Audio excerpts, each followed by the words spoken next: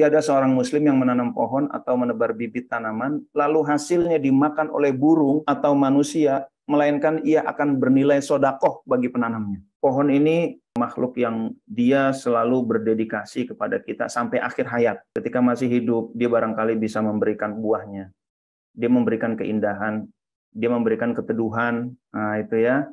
Ketika udah meninggal, pohon udah mati, itu bahkan kayunya bisa kita gunakan. Jadi dia terus mengabdi kepada kita. Jadi dari sebuah pohon aja, sebenarnya banyak sekali kasih sayang Allah kepada kita. Itu dari pohon aja ya. Belum dari yang lain. Ya Allah, kadang-kadang mau minta, mau doa saja malu. Ya Allah, kalau Engkau nggak perintahkan aku untuk doa, aku malu untuk berdoa, ya Allah.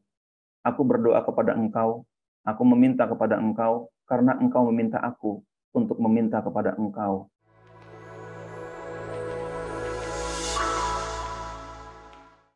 Saya mengingat gravitasi ya, gravitasi fisikal dan gravitasi spiritual. Jadi secara fisik apel ketika tidak ada pegangan dia jatuh ke bawah. Ketika tidak ada ikatan dia jatuh ke bawah. Tetapi gravitasi spiritual, manusia ketika tidak ada ikatan dengan hawa nafsu, tidak ada ikatan dengan pikiran-pikiran negatif, tidak ada ikatan dengan unek-unek semua dilepaskan, rilis, gravitasi spiritual malah ke atas, ke Allah Subhanahu wa taala. Jadi itulah gravitasi yang memang natural. Siapapun akan mengalami itu. Maka untuk menuju gravitasi spiritual yang perlu kita lakukan adalah mengenolkan diri. Kalau kata bahasa Babe Jamil ya, kita mengenolkan diri, nggak ada apa-apa, saya bukan siapa-siapa, tidak ada pikiran buruk, kita rilis segala sesuatunya tadi kata Ustadz Sony, maka insya Allah secara alami. Selanjutnya saya ingin mengutip sebuah ayat ya di dalam Al-Qur'an. Allah berfirman, A'udzubillahi minasyaitonirrajim. Bismillahirrahmanirrahim. Alladzina yadhkuruna Allah qiyaman wa qu'udan wa 'ala junubihim wa yatafakkaruna fi khalqis samawati wal ardh. Rabbana ma khalaqta hadza batilan subhanaka faqina 'adzaban nar. Alladzina yadhkuruna, yaitu orang-orang yang berzikir kepada Allah, dan zikirnya ternyata efektif. Kenapa efektif? Karena zikir di bawah bimbingan guru. Tanpa guru, zikir hasilnya kurang efektif, lama, salah, kepleset terus, kejeblos terus gitu kan.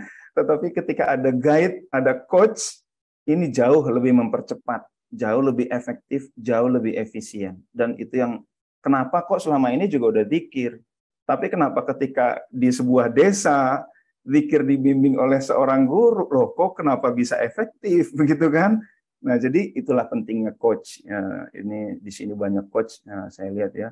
Alladzina yadhkurunallaha qiyaman wa qu'udan wa 'ala junubihim, dan bukan hanya itu, wa yatafakkaruna fi khalqis samawati wal ard, dia berpikir tentang penciptaan langit dan bumi.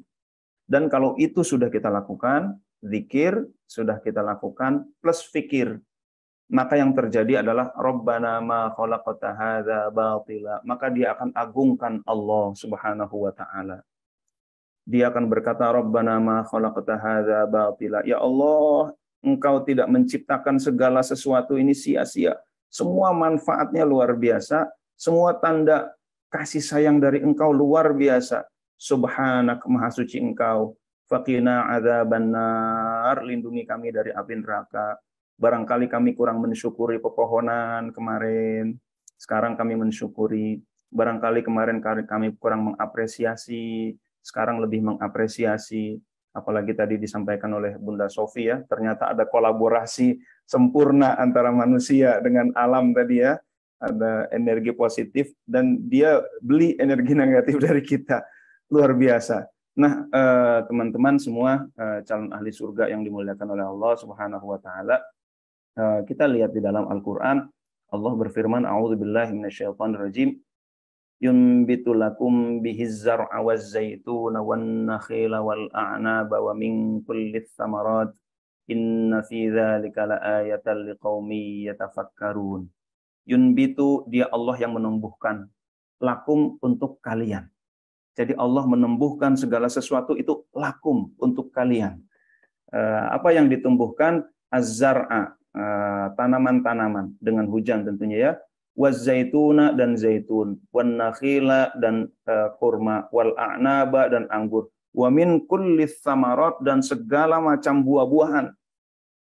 Inna fi dzalika, sesungguhnya yang pada demikian itu, la ayatan, sungguh benar-benar merupakan tanda liqaumi yatafakkarun, bagi orang yang berfikir.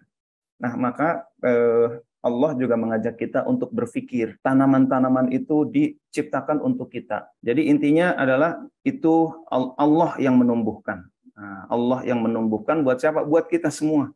Nah, surat Nabas ayat 27 sampai 30 itu maknanya mirip-mirip, sama-sama juga buat kalian, bahkan mata'al lakum wa li'an'amikum.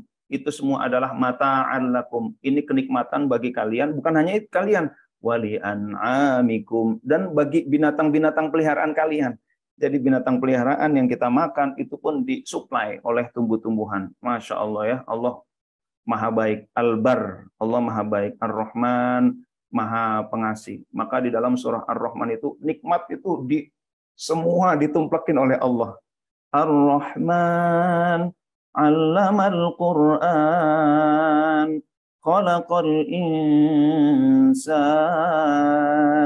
'allamahul bayan, asy-syamsu wal qamaru bihusban, wan najmu wasyajaru yasjudan. Bintang-bintang, pohon-pohon bersujud kepada Allah. Caranya gimana? Nurut kepada Allah. Nurutnya bagaimana? Suruh mengabdi kepada kita. Masya Allah, ini kita luar biasa ya. Jadi Allah, dialah yang yunbitu, Allah yang menumbuhkan.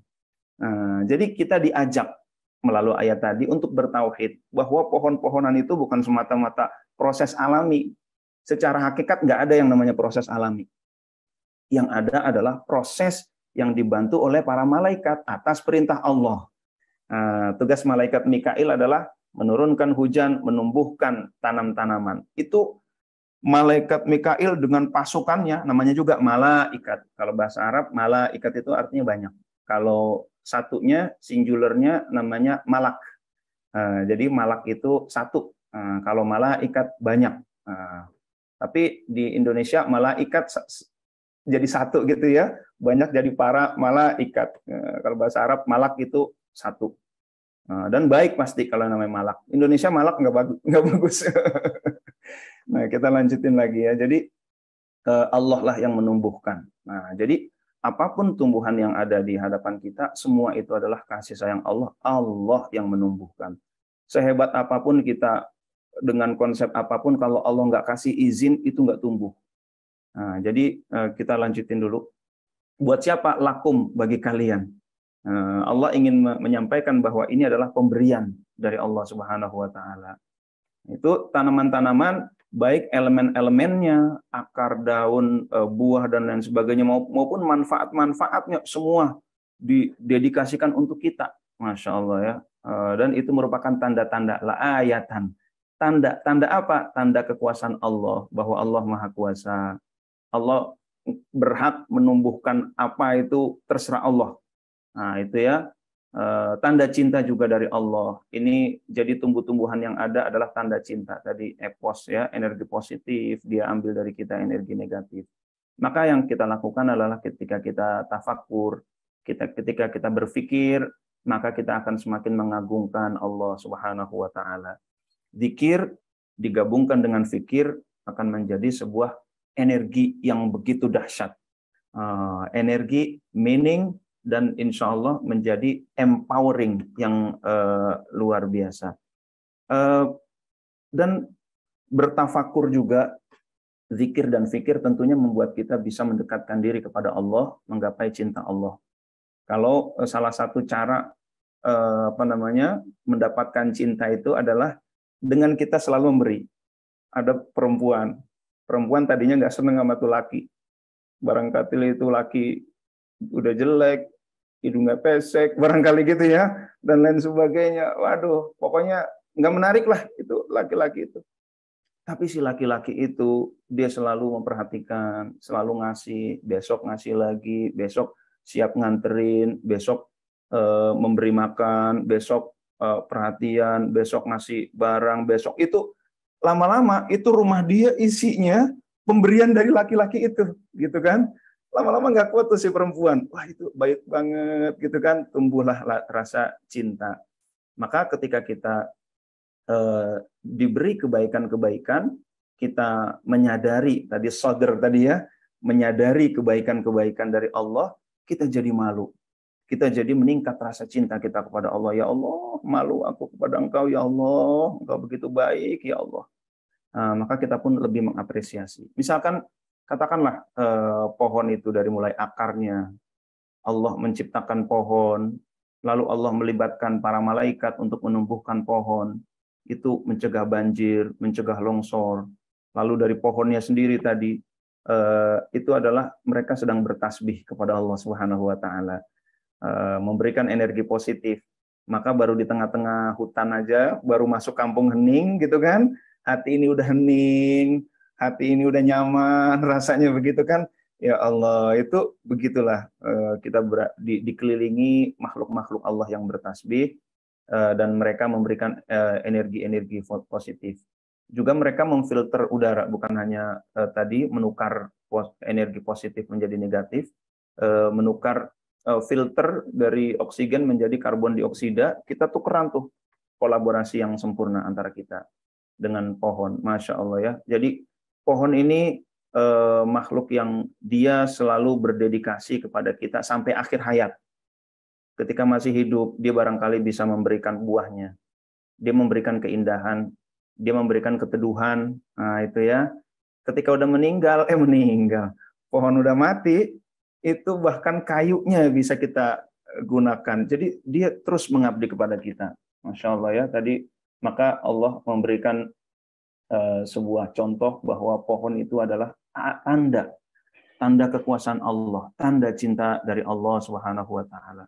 Buahnya ini gizi buat kita, kenikmatan buat kita. Saya sering malu kalau di rumah, ya Allah, ini buah pada tumbuh gitu kan. Pohon mangga di rumah saya ada 3.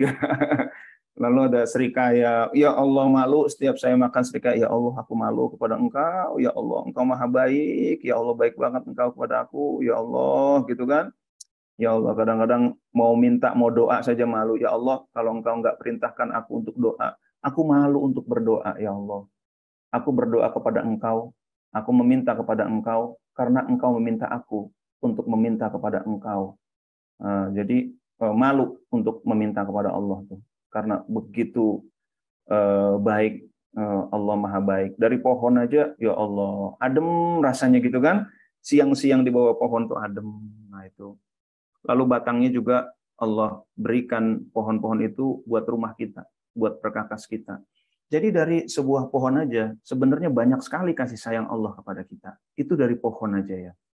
Belum dari yang lain. Di dalam surat Ar-Rahman semua itu ditumplekin oleh Allah Subhanahu wa Ta'ala. Masya Allah. Maka di dalam surah Ar-Rahman, ayo, fabi ayyi ala'i rabbikuma tukadziban.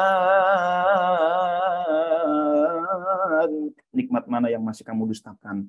Masya Allah. Nah itu barangkali teman-teman semua yang dimuliakan oleh Allah, dan Allah dengan para malaikatnya itu menumbuhkan. Tanahnya sama tapi rasanya beda. Di rumah saya ada pohon cabai gitu kan. Lah tanahnya sama, tumbuhnya yang ini pedas banget. Ada yang bilang cabai oren, ada yang bilang cabai setan, saking pedesnya gitu ya. Ya Allah itu. Tapi Masya Allah. Lalu ada juga di rumah saya belimbing sayur juga tuh. Asam, beda lagi tuh. Apalagi cabai begitu digabung sama belimbing sayur, terus pakai iga garang asem tuh. Waduh. Itu digabung, kolaborasi yang luar biasa. Oke, kita lanjut lagi ya. Kadang-kadang tanahnya sama tapi di rumah saya nggak ada duren.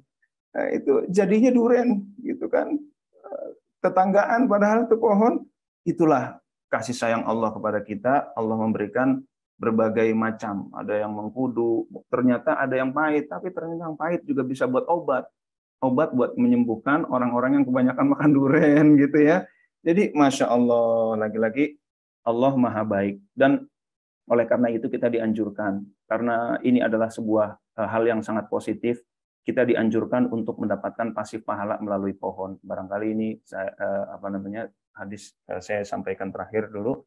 Di dalam sebuah hadis Rasulullah Shallallahu Alaihi Wasallam beliau bersabda, "Mamin muslimin yaghrisu ghursan aw yazra'u zar'an fayakulu minhu tayrun aw insanun." Dalam riwayat lain, "Aw bahimatun illa kana lahu bihi shadaqah." Tiada seorang muslim yang menanam pohon atau menebar bibit tanaman, lalu hasilnya dimakan oleh burung atau manusia, melainkan ia akan bernilai sodakoh bagi penanamnya. Kalau kita perluas makna dari hadis ini, apapun manfaat yang diperoleh makhluk apapun dari sebuah pohon adalah pasif pahala untuk yang menanam. Masya Allah.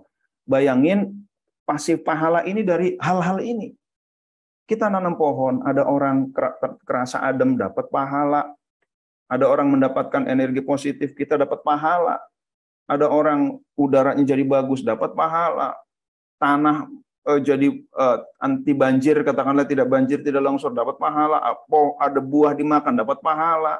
Masya Allah. Maka yang terjadi ketika kita menanam pohon, kita melestarikan pohon, kita ngalir terus tuh. Orang yang rajin menanam pohon, niatnya Bismillahirrahmanirrahim, saya nanam pohon ini, gitu kan, untuk kebaikan manusia. Lalu dia meninggal, ternyata pohon yang ditanam udah banyak, manfaatnya memberikan banyak benar kepada baik lingkungan, baik manusia, baik binatang-binatang dan lain sebagainya. Itu semua sedekah tuh. Jangankan dinikmati oleh manusia, burung aja ikut menikmati manfaat, itu dihitung sedekah. Maka orang yang rajin menanam pohon, melestarikan alam, dia ketika meninggal itu handphonenya sering berdering, cucut. Pas dibuka, apaan nih? Transfer berhasil. Apaan transfer berhasil? Kan saya udah meninggal. Iya, dulu waktu kamu di dunia, kamu rajin nanam pohon, lalu pohon itu buahnya dimakan oleh banyak orang, lalu pohon itu memberikan oksigen yang sehat kepada banyak orang, memberikan keteduhan, lalu melindungi dari banjir, longsor, dan lain sebagainya. Karena kamu itu yang nanam pohon-pohonan itu, maka kamu dapat pahala terus. Alhamdulillah. Barangkali itu teman-teman luar biasanya ya. Jadi ketika kita zikirnya dibimbing oleh seorang guru yang benar, maka zikir kita jauh lebih efektif. Kalau kita berzikir namun kok nggak masuk-masuk, jangan-jangan zikir kita zikir yang tidak terbimbing. Belajar bahasa Inggris nggak pakai guru, udah lama salah-salah. Nah, tapi kalau ada gurunya, cepat dan selamat dari kesalahan-kesalahan. Maka ini kenapa Bunda Sofi dari kecil juga udah berzikir, tapi kenapa yang kemarin itu kok terasa efektif sekali? Karena ada bimbingan seorang guru.